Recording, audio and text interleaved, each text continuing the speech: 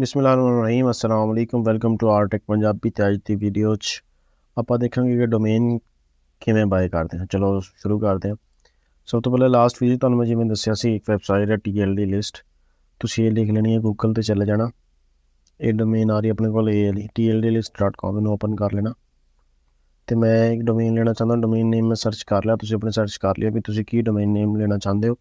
ਮੈਂ ਸਰਚ ਕੀਤਾ apkistan.com, ਇਹ ਡੋਮੇਨ ਨੇਮ ਮੈਂ ਲੈਣਾ ਚਾਹੁੰਦਾ। ਠੀਕ ਹੈ, ਅਤੇ ਇੱਥੇ ਮੈਂ .com 'ਚ ਲੈਣਾ ਚਾਹੁੰਦਾ ਅਤੇ ਮੈਨੂੰ ਸਾਰੀ ਡੋਮੇਨ ਸ਼ੋਅ ਕਰਾ ਦੇਗਾ ਕਿ ਕਿਹੜੀ ਡੋਮੇਨ ਕਿੰਨੇ ਦੀ ਮਿਲ ਰਹੀ ਹੈ। ਆਹ ਦੇਖੋ com67 ਇਹਦਾ ਪ੍ਰੋਮੋ ਕੋਡ ਹੈ ਅਤੇ ਸਪੇਸਸ਼ਿਪ ਤੋਂ ਮਿਲ ਰਹੀ ਹੈ $2.98 ਦੀ। ਅਤੇ ਇਹਨੂੰ ਮੈਂ ਖੋਲ੍ਹ ਲੈਂਦਾ।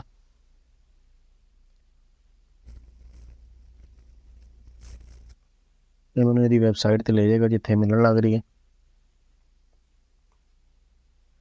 ਇੱਥੇ ਮੈਂ ਆਪਣੀ ਡੋਮੇਨ ਨੇਮ ਪੇਸਟ ਕਰਦਾ ਜਿਹੜੀ ਮੈਂ ਲੈਣੀ ਹੈ, apkistan.com। ਇਹਨੂੰ ਮੈਂ ਸਰਚ ਕਰਦਾ।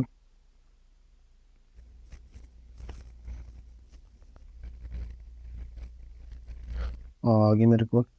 ਇਹਨੂੰ ਮੈਂ ਐਡ ਟੂ ਕਾਰਡ, ਇੱਥੇ ਤੁਹਾਡੇ ਕੋਲ ਐਡ ਟੂ ਕਾਰਡ ਦਾ ਆਪਸ਼ਨ ਆਏਗਾ, ਐਡ ਟੂ ਕਾਰਡ ਕਰ ਲੈਣੀ। ਮੇਰੇ ਆਲਰੇਡੀ ਕਾਰਡ 'ਚ ਚਲੀ ਗਈ ਹੈ।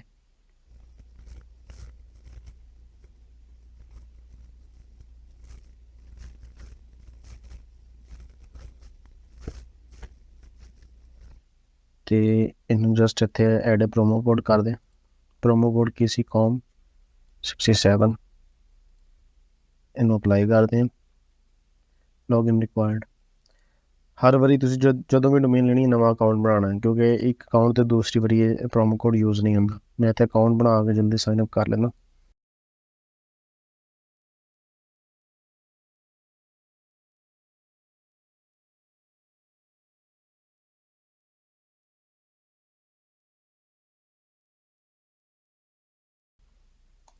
ਸਾਈਨ ਅਪ 'ਤੇ ਕਲਿੱਕ ਕਰਦੇ ਹਾਂ। ਇਹ ਸਾਈਨ ਅਪ ਹੋ ਗਈ ਹੈ। Okay, got it.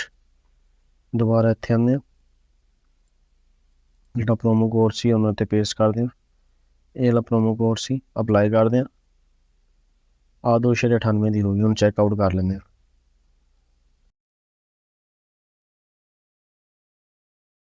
ਇਹਦੇ ਪੇਮੈਂਟ ਮੈਥਡ ਐਡ ਕਰਨਾ ਤੁਸੀਂ ਆਪਣਾ ਜਿਹੜਾ ਵੀ ਕਰਨਾ ਚਾਹੁੰਦੇ ਹੋ। ਮੈਂ ਡੈਬਿਟ ਕਾਰਡ ਯੂਜ਼ ਕਰਦਾ ਕਿਉਂਕਿ ਪਹਿਲੇ ਇੱਥੇ ਮੈਂ ਆਪਣਾ ਪੇਪਾਲ ਯੂਜ਼ ਕਰਾਇਆ ਹੈ।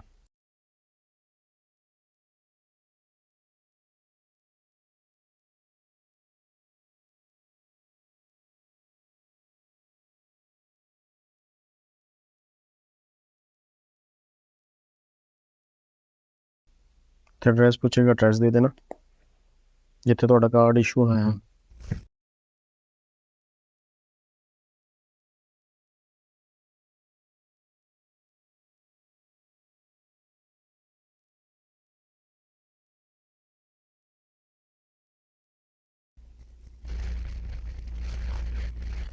ਉਸ ਤੋਂ ਬਾਅਦ ਪੇ ਨਾਓ।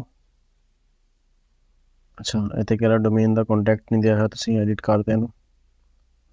ਯੂਜ਼ ਦਾ ਸੇਮ ਐਡਰੈਸ। ਆਹ ਜਿਹੜਾ ਐਡਰੈਸ ਉੱਪਰ ਆਪਾਂ ਨੇ ਬਣਾਇਆ ਉਹਨੂੰ ਦੇ ਦਿੰਦੇ ਹਾਂ। Apply now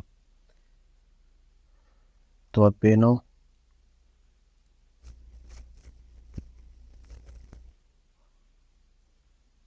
we are wrapping up. ਤੇ ਪੇਮੈਂਟ ਹੋ ਗਈ ਆਪਣੀ। ਤੇ ਮੇਰੇ ਕੋਲ ਈਮੇਲ ਵੀ ਆ ਗਿਆ ਤੇ ਮੈਸੇਜ ਵੀ ਆ ਗਿਆ ਕਿ ਤੁਹਾਡੇ ਅਕਾਊਂਟ 'ਚੋਂ 2.98 ਦੇ ਹਾਲ ਕੱਟ ਲਏ ਗਏ ਨੇ। ਇੱਥੋਂ ਆਪਾਂ ਰਸੀਦ ਵੀ ਇਹਦੀ ਡਾਊਨਲੋਡ ਕਰ ਸਕਦੇ ਹਾਂ। ਹੁਣ ਤੁਸੀਂ ਕੀ ਕਰਨਾ, ਅਗਲਾ ਜਿਹੜਾ ਸਟੈਪ ਮੈਂ ਤੁਹਾਨੂੰ ਦੱਸਿਆ ਸੀ ਆਪਣੀ ਹੋਸਟਿੰਗ ਨਾਲ ਇਹਨੂੰ ਕਨੈਕਟ ਕਰਨਾ, ਉਹ ਕਿਵੇਂ ਕਰਨਾ ਉਹ ਵੀ ਇਹੋ ਜਿਹੇ ਵੀਡੀਓ 'ਚ ਮੈਂ ਤੁਹਾਨੂੰ ਦੱਸ ਦਿੰਦਾ। ਆਪਾਂ ਲਾਂਚ ਪੈਡ ਚਾਹੁੰਦੇ ਹਾਂ, ਇੱਥੇ ਲਾਂਚ ਪੈਡ ਚਾਹੁੰਦੀ ਮੈਨੂੰ ਲੱਗਦਾ।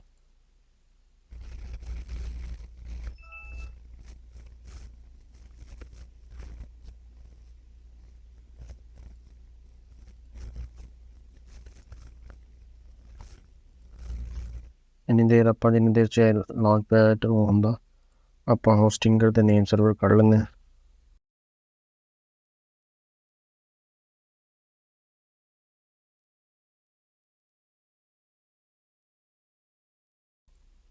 ਹਾਂ ਇਹ ਹੈ, ਰਸੀਦ ਵੀ ਡਾਊਨਲੋਡ ਹੋ ਗਈ। एच पैनल एच पैनल ਦੇ ਨੇਮ ਸਰਵਰ ਨੇ ਸਹੀ ਹੈ। Domain portfolio